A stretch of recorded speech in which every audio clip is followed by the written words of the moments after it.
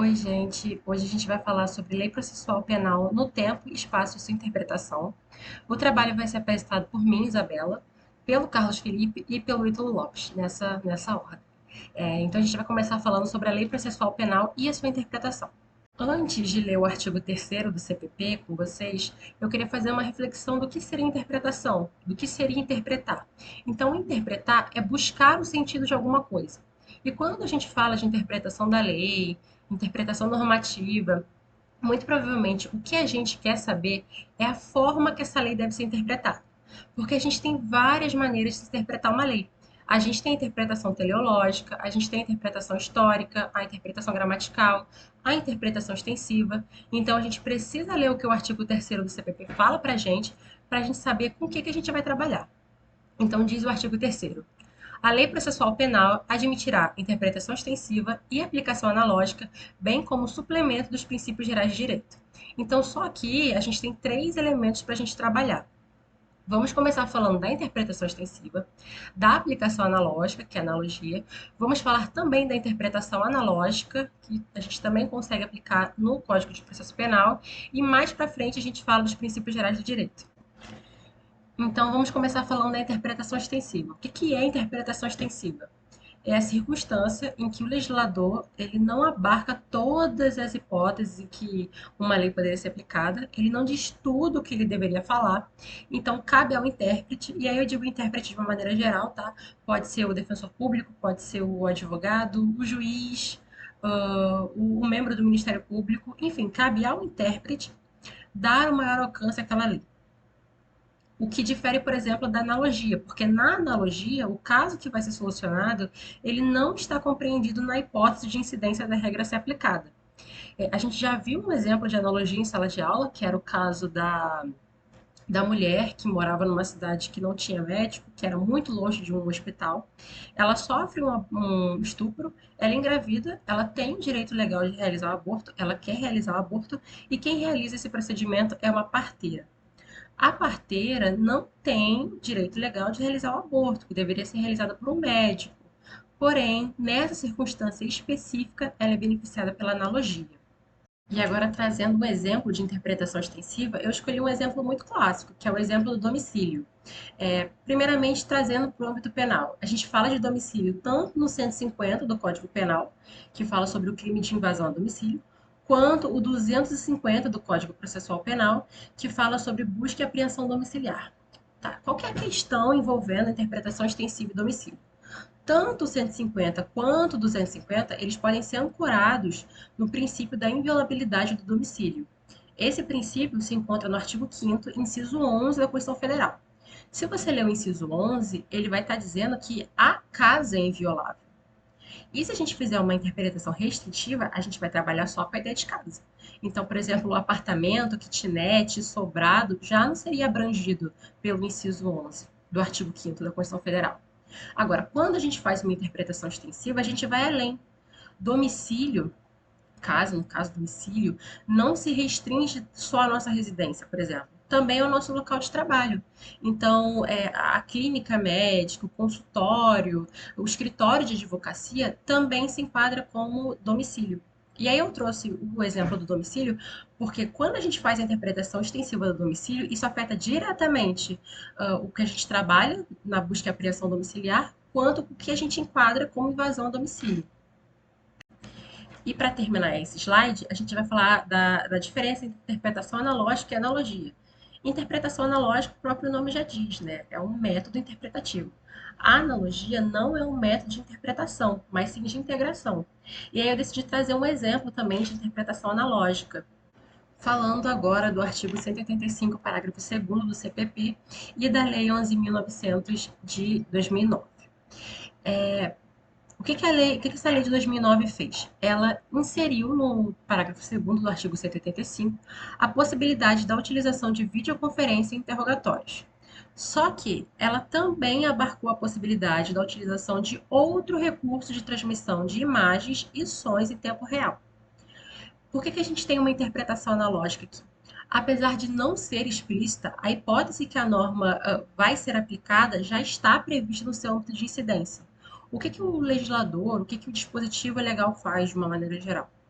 olha, no momento a gente tem a videoconferência. Pode ser que, porventura, a gente tenha outro recurso no futuro, outro recurso, outro aplicativo, outro instrumento, em que a gente tenha transmissão de imagens de sons em tempo real, de uma maneira semelhante à videoconferência, que não seja uma videoconferência. Então, o legislador, atento aos avanços tecnológicos, já prevendo que isso poderia acontecer no futuro, ele já admitiu que esses outros recursos semelhantes à videoconferência também fossem abarcados no parágrafo 2º do artigo 135. Falando agora sobre a resolução do conflito aparente de normas do CPP. A gente usa os critérios que a gente aprendeu lá em hermenêutica: hierarquia, temporalidade, especialidade. Vamos focar mais no terceiro, porque eu trouxe uma jurisprudência sobre isso. Mas hierarquia é verificar se há uma possível inconstitucionalidade da norma. Então, quando a gente fala sobre norma processual penal, a gente tem que estar verificando a questão da constitucionalidade. Segunda questão é a temporalidade, principalmente analisando se ela foi recepcionada ou não pela Constituição Federal de 88, quando a gente vai falar de normas anteriores à Constituição Federal. A gente sabe, por exemplo, que o Código Penal e o Código de Processo Penal foram recepcionados, porém não amplamente. E por último, falando sobre a especialidade, né? O que diz o princípio da especialidade? Que a lei especial prevalece sobre a lei geral. E aí eu trouxe um recurso especial do STJ, obviamente, que discute sobre isso. A discussão é a seguinte: nos crimes previstos na lei de drogas, o rito processual utilizado é o que está no Código de Processo Penal ou é um rito processual que está na lei de drogas? A discussão é essa. Obviamente, não é uma discussão para ver se, então uma pode ter uma aplicação subsidiária à outra. A discussão não é essa. A discussão é qual é a norma processual norteadora nesses casos. Se eu não me engano, ela estava falando, a jurisprudência em si, o caso em si, desculpa, estava falando especificamente sobre o artigo 400 do Código de Processo Penal, que fala, acho que, sobre audiência de instrução e julgamento. Eu acredito que na lei de drogas também deva ter alguma coisa específica sobre isso que seja diferente. Então, só para esclarecer, não tivemos mais resolução do STJ sobre isso. Basicamente, estamos esperando o posicionamento do STF para decidir qual seria o rito processual a ser utilizado nos crimes previstos da lei de drogas. Se é o crime, ou desculpa, se é o rito processual da Lei 11.343 de 2006 ou se é o rito processual do Código de Processo Penal. E para finalizar, a gente vai falar sobre a aplicação subsidiária do CPC ao CPP. Isso é uma questão doutrinária também. A doutrina que eu sigo, o manual que eu utilizo, que é do Renato Brasileiro, ele permite, ele diz que é plausível a aplicação subsidiária do CPC ao CPP, com base no que diz o artigo 3º do CPP. Né? Deixa eu voltar lá para a gente ler. Quando ele fala sobre suplemento dos princípios gerais de direito, quando o artigo 3º fala isso, ele também estaria abarcando a hipótese e a possibilidade de aplicação subsidiária do CPC. Contudo, a gente tem divergência em relação a isso. O professor Auri Lopes Júnior diz que tem uma diferença insuperável entre o processo civil e o processo penal. Logo, não seria possível a aplicação subsidiária do CPC ao CPP. De qualquer forma, a gente vai trabalhar aqui com o reconhecimento da possibilidade de aplicação subsidiária do CPC ao CPP. E diante disso, eu trouxe 3 exemplos de uma possível aplicação subsidiária, né? Para começar, eu trouxe o exemplo da perpetuatio jurisdictionis, que está no artigo 43 do CPC. Vamos ler o artigo 43 para a gente poder explicar melhor. O artigo 43 diz: determina-se a competência no momento do registro ou da distribuição da petição inicial, sendo irrelevantes as modificações do estado de fato ou de direito ocorridas posteriormente, salvo quando suprimirem o órgão judiciário ou alterarem a competência absoluta. E por que esse é um caso de aplicação subsidiária do CPC? Porque o Código de Processo Penal não dispõe acerca da superveniência da lei processual, de modo a alterar as regras de competência. E se a gente quiser trazer um exemplo ainda mais específico, a gente pode trazer um caso concreto que se encaixa perfeitamente no que a gente fala sobre supressão do órgão judiciário, que é o exemplo da extinção dos tribunais de alçada. O que eram os tribunais de alçada? Eram tribunais que atuavam em auxílio à segunda instância, eles dividiam competência com o Tribunal de Justiça, tanto em matéria civil quanto em matéria criminal. Eles foram nacionalmente extintos com a Emenda Constitucional 45 de 2004. Eles já tinham sido extintos antes no Rio de Janeiro, mas de uma maneira nacional só em 2004. Eu sei que a gente pode até entrar na discussão de que o CPC de 2015 não era vigente naquela época, na época da extinção dos tribunais de alçada. Porém, o CPC que era vigente naquela época, que é o CPC de 73, já abrangia a hipótese do artigo 43 do novo Código de Processo Civil. Especificamente no artigo 87, se alguém tiver curiosidade de procurar, está escrito praticamente da mesma forma que está no novo CPC. Então, essa hipótese da perpetuatio jurisdictionis já existia no antigo Código de Processo Civil. O segundo exemplo, a gente pode falar sobre a admissibilidade de provas atípicas, porque o Código de Processo Penal não disciplinou expressamente acerca da admissibilidade dessas provas, então a gente pode fundamentar a admissibilidade com o artigo 369 do Código de Processo Civil. E por último, o Código de Processo Civil ele não diz nada acerca do procedimento a ser utilizado para a produção de prova antecipada, que está no artigo 225 do CPP. Então a gente faz mais uma vez a aplicação subsidiária dos artigos 381 a 383 do Código de Processo Civil de 2015. E é isso, basicamente. Agora eu passo minha palavra para o Felipe. Bom dia, boa tarde, boa noite. Eu me chamo Felipe e aqui conversaremos um pouquinho sobre lei processual penal no tempo. A lei processual penal no tempo, ela encontra regulada no artigo 2º do Código de Processo Penal, que consta com a seguinte redação: a lei processual penal aplicar-se-á, desde logo, sem prejuízo da validade dos atos realizados sob a vigência da lei anterior. Aqui, o primeiro ponto a destacar é que é muito comum a confusão de que a lei processual penal no tempo retroage em benefício ao réu.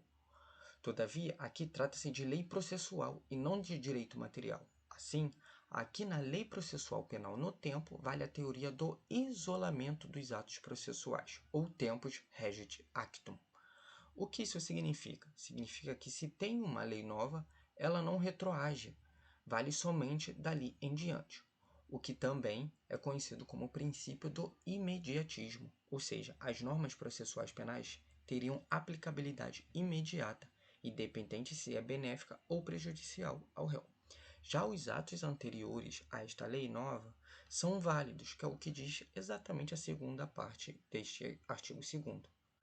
Mas e se o processo estava em andamento quando uma lei nova entra em vigor?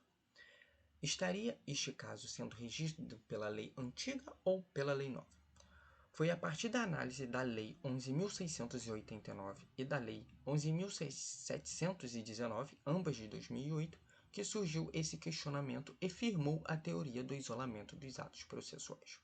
O caso é o seguinte: estas leis modificaram o procedimento do Tribunal do Júri e o procedimento comum, como mudança, por exemplo, do rito do Tribunal do Júri, a redução da idade de jurados de 21 para 18 anos, recurso de impronúncia que passou a ser apelação e não mais reze, dentre outras mudanças. E a partir dessas mudanças que surgiram o questionamento de que o processo ainda em andamento, que se iniciou no tempo da lei antiga, e se perpetuará, se perpetuará sob a vigência da lei nova, seguirá qual norma? A lei antiga ou a lei nova? Para resolver este problema, foram criadas três teorias: teoria da unidade processual, teoria das fases processuais e teoria do isolamento dos atos processuais. Vamos às três. A teoria da unidade processual compreende que o sistema apresenta uma unidade, sendo regulada assim por lei única, isto é, a lei possui caráter ultrativo. Já a teoria das fases processuais diz que cada fase processual pode ser regida por leis diversas. Por exemplo, se tiver uma lei para cada fase, o processo vai ser regida por cada uma destas leis em cada uma destas fases. Já a teoria do isolamento dos atos processuais, em que a lei nova não atinge os atos praticados na vigência da lei anterior, a lei nova somente é aplicada aos atos que não foram realizados, independente de que fase processual se encontra, se é na fase postulatória, instrutória, etc. Assim, como a leitura da segunda parte do artigo 2º do Código de Processo Penal, com a leitura, percebe-se que foi adotada a teoria do isolamento dos atos processuais ou tempus regit actum. Logo, do caso das leis que modificaram o procedimento do Tribunal do Júri e do procedimento comum, não foram aplicados aos atos anteriores já realizados, somente naqueles que ainda não haviam sido realizados. E isso independe da fase processual que se encontra, se houve recebimento da denúncia ou não sob a vigência da lei anterior, por exemplo. Aqui, deixa eu ajeitar somente a minha imagem para enxergarmos o slide. Bom, entendemos, então, a partir da leitura do artigo 2º do Código do Processo Penal, que o que é a teoria do isolamento dos atos processuais ou tempos rédeos ato. Agora vamos compreender 2 pontos específicos. Por que há essa confusão, esse senso comum de que a lei processual penal retroage em benefício ao réu? E 2, entender que essa teoria do tempus regit actum, ou seja, o princípio do imediatismo, não é tão absoluta assim, porque há exceções. Bom, para responder à primeira pergunta, devemos fazer a distinção entre direito material e direito processual. O direito material regula o conteúdo material do processo, ou seja, o direito penal em si. Qual o crime o agente cometeu, se é causa de extinção da punibilidade, dentre outros. E isso é conhecido como leis penais puras. E essas leis penais puras retroagem se for mais benéfico ao réu. Caso não seja, não retroage. O direito processual é regulado pelas leis processuais penais puras, isto é, regula o início, o desenvolvimento e o fim do processo, como as provas, as perícias, o rol de testemunha. E aqui, como já vimos, vale o princípio do imediatismo, tempus regit actum, sem efeito retroativo para os atos já praticados. É exatamente na distinção na lei penal pura e na lei processual penal pura que há a confusão, porque normalmente se confunde essas duas. A exceção, portanto, do princípio do imediatismo está nestas duas últimas normas, as leis mistas e as normas heterotópicas. As leis mistas possuem caráter penal, material e processual penal. Neste caso, aplica-se as regras do direito penal, ou seja, se a lei posterior for mais benéfica ao réu, ela retroage. Do contrário, há a irretroatividade. Estas leis mistas dizem respeito ao poder punitivo, mas que regula procedimentos para habilitar este poder punitivo. Vejamos o seguinte exemplo no próximo slide. Bom, então aqui o exemplo da lei processual mista. Imaginemos o seguinte: uma pessoa comete o delito de ação pública incondicionada e depois vem uma lei que fala que esse delito específico passa a ser de ação pública condicionada à representação.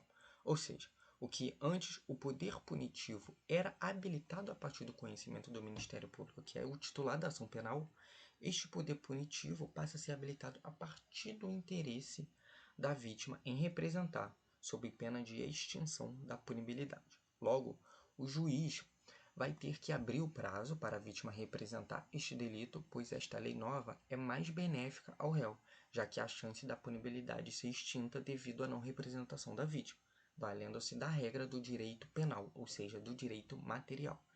Isso foi o que aconteceu com a entrada em vigor da Lei 9.099 de 1995, que é o exemplo basicamente usado por todos os manuais. Que o exemplo é o seguinte: os delitos de lesões leves e culposas passaram a ser de representação, passaram a ser de ação pública condicionada à representação.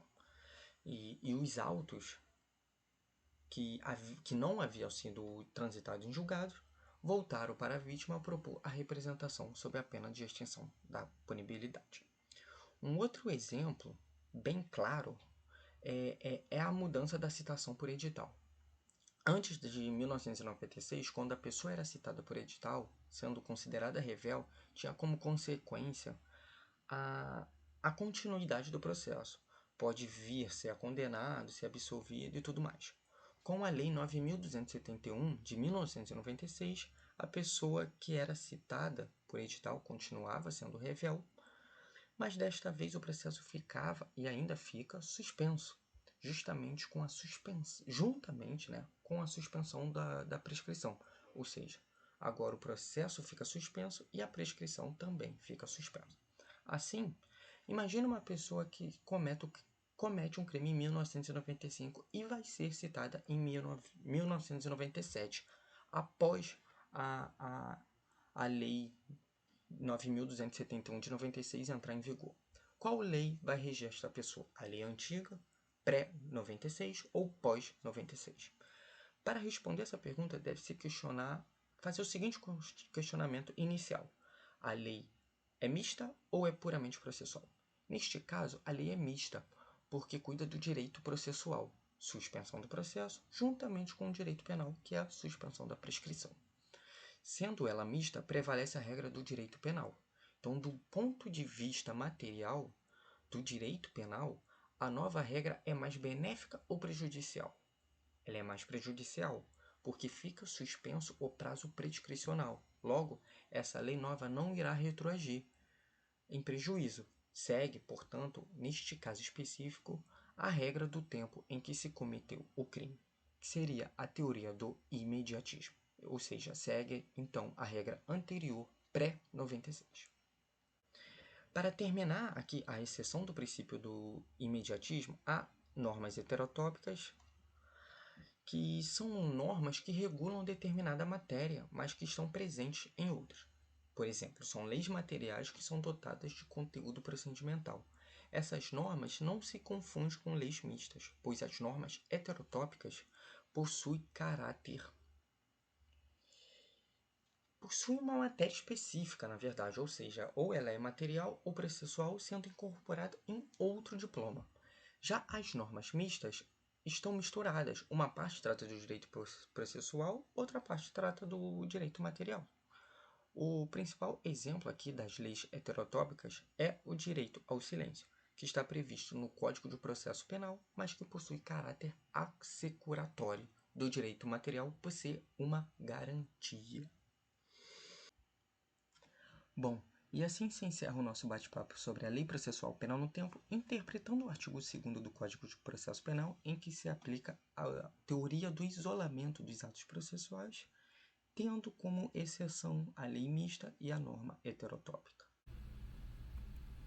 Bom, agora falando sobre a Lei Processual Penal no Espaço, como já dito anteriormente, ela está disposta no Decreto-Lei 3.689, no qual diz que o processo penal, processual penal, ele é aplicado em todo o território nacional. Em outras palavras, isso quer dizer que ele é regido pelo princípio da territorialidade. E, assim, ao contrário do que ocorre no direito penal, onde se trava uma longa e complexa discussão sobre a extraterritorialidade dessa lei, no processo penal a situação é mais simples, né? Vige apenas o princípio da territorialidade. Porque, por exemplo, no direito penal, a discussão sobre ele pode ser tanto aplicado no território nacional quanto fora do território nacional, né? Uns exemplos disso, da extraterritorialidade dele, são os delitos dos quais o Brasil se obrigou a reprimir por tratado internacional, delitos cuja autoria seja de um brasileiro ou crimes praticados em aeronaves ou embarcações brasileiras, etc. Por aí vai, existem vários motivos e várias questões que envolvem a aplicação do direito penal fora do próprio país, né? Então, sobre a territorialidade, voltando para a lei processual penal, o Aragoneses, uma pessoa que exemplifica, fala muito bem sobre isso, é o Pedro Aragoneses, no qual é citado até no livro do Aury Lopes, no qual ele diz que as normas processuais de um país se aplicam sempre pelos tribunais de dito país, e adverte: mais do que no princípio da territorialidade, deve-se falar no princípio da lex fori, isto é, a aplicação das normas processuais corresponde ao país em que este tribunal serve. Em síntese, ou seja, respondendo até uma questão no qual poderia falar que, ainda realizada no exterior, um ato processual, né, ou seja, a oitiva de uma testemunha, a citação de um acusado, deve-se observar a forma do ritual exigido pelo nosso Código Penal, ou do código do respectivo país, né? Se for praticado de outra forma, além do nosso, segundo as regras daquele país, do respectivo país, o ato é nulo, e a resposta é não, né? O ato processual ele será realizado naquele país segundo as regras lá vigentes, porque a questão da territorialidade está vinculada ao fato da jurisdição constituir um exercício de poder, né? Então, assim, vice-versa. Exemplo, se um juiz de algum outro país expedir uma carta rogatória pedindo, como eu falei, algum ato processual, a citação de um réu, a oitiva de uma testemunha, o ato seguirá as previsões do nosso Código de Processo Penal. Bom, dando sequência, existem algumas exceções ao princípio da territorialidade da Lei Processual Penal. E essas são três no caso. A primeira, chamada de território nullus, que seriam estados sem soberania, né, vulgarmente chamados de terra de ninguém, que, ou seja, não pertencem a nenhum país, né? Então, nesse caso, não haveria jurisdição estrangeira em tal tipo de território. Por isso, a lei processual penal poderia ser aplicada, né? O segundo caso é a expressa autorização do Estado estrangeiro, ou seja, como o Estado, como já dito anteriormente, o Estado estrangeiro exerce jurisdição sobre o seu próprio território, ele também pode afastá-la, né, assim que julgar conveniente. Portanto, caso determine que a lei processual brasileira deve ser aplicada, o Brasil poderá muito bem extravasar a sua área de aplicação da lei processual penal, né, mas de forma excepcional. Por último, em questões de guerra e invasão, né, é bem óbvio esse. Em situações de guerra, caso o Brasil invada um determinado território e ocupe-o, poderá exercer a jurisdição sobre esse local. E assim como existem casos em que o Código Processual Penal brasileiro pode ser aplicado fora do território nacional, existem casos em que dentro do próprio território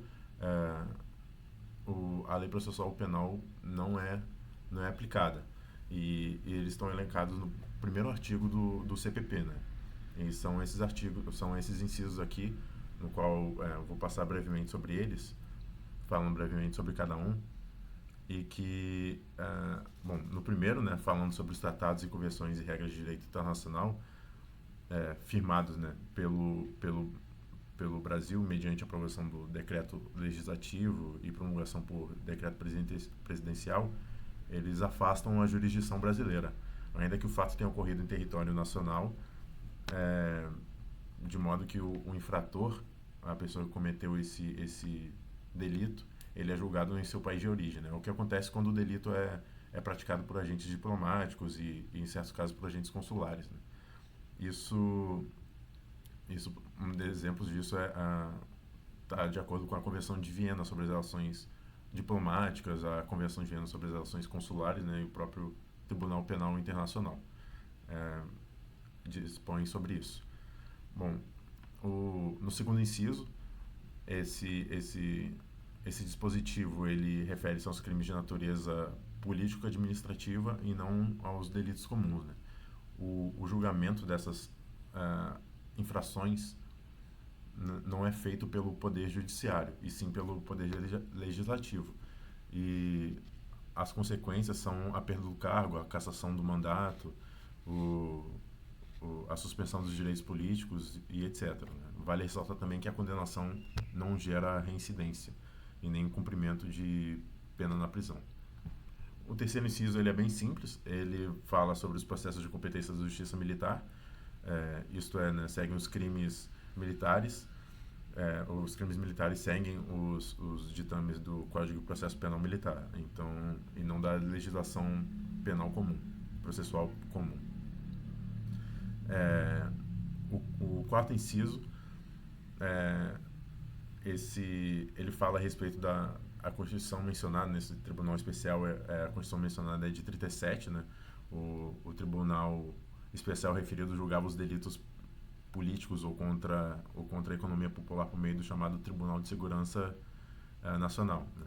Esse dispositivo deixou de existir há muito tempo, deixou de ter aplicação há muito tempo, mesmo porque o artigo 5º da Constituição Federal, o inciso 37 da Constituição Federal, veda os tribunais de exceção. No regime atual, né, os crimes políticos eles são da competência da Justiça Federal e os crimes contra a economia popular são julgados pela Justiça Estadual. Por fim, os processos por crimes de imprensa, o Supremo Tribunal Federal, ao julgar a DPF 130, declarou que essa referida lei não foi recepcionada pela Constituição de 88. E de modo que, atualmente, os antigos crimes da lei de imprensa deverão ser enquadrados tanto quando possível na legislação comum, e a apuração irá se dar nos termos do Código Processual Penal. Em suma, o que era exceção deixou de ser. E, bom, era isso que a gente ia falar sobre a Lei Processual Penal, e espero que tenha gostado. E tchau.